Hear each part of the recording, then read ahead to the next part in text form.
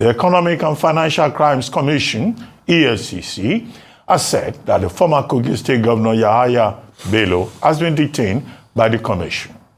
EFCC's head of media and publicity, Dele Oyewale, confirmed the arrest of former Governor Bello to journalists on Tuesday. He said that Bello was arrested by the commission's chief security officer. Bello had gone to the EFCC headquarters on Tuesday morning with his lawyers to answer to the allegations of the misappropriation of funds against him after months of shunning repeated invitations. He was subsequently detained. This development comes on the heels of the Supreme Court judgment, which dismissed the case about the constitutionality of the anti-graft agency by 16 states of the Federation. Joining us now as we review the latest development between the EFCC and former Governor Yahaya Bello is Abba Kaka, public affairs analyst and an anti-corruption crusader. He'll be joined later by Abdulaziz Ahmed Tijani, a lawyer. Good morning, Abba Kaka. Thank you very much for joining us on the morning show. Good morning, Dr. Abati. Thank you for having me. Good morning. Well, very quickly, what do you think of the latest development? This is not the first time that former Governor Yahaya Bello of Kogi State would go to the EFCC premises to say, well, here I am. I've been declared wanted. I submit myself. This time around, he did not go with the governor, Usman Ododo of Kogi State, because the excuse the other time was that he wanted to intimidate the EFCC. Now he went on his own. And now we're told that he has been detained or he has been arrested. What does it matter? The important thing, he has submitted himself for interrogation and to ask questions about accountability. How important do you think this development is after all the toing and froing, hide and seek over the matter? Thank you very much, Dr. Abati, and thank you for having me again. You guys are the best team in the business, actually, and I watch you every morning almost. It is actually very, very important because this hide and seek shouldn't have even, happened in the first place. But obviously, this time around, he has run out of options, and the law is after him.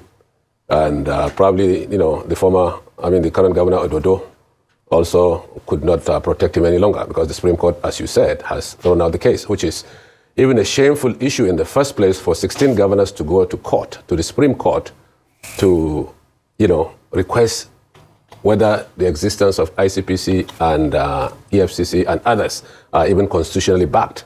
It's very, very shameful. That is the level that our, politicians and elites have sunk into. They will go and misappropriate funds, and at the same time, they don't want any agency to ask them any questions. This is very sad indeed. So I'm really glad and happy that he has been arrested, detained at the FCC. Actually, he's supposed to be in court right now as we speak. And I hope the judge should not even give him bail because, his antecedents has shown that he can escape justice if given the opportunity. All right, thank you very much, Mr. Kaka. But since you're an anti-corruption crusader, how would you rate or evaluate the EFCC's handling of this particular matter?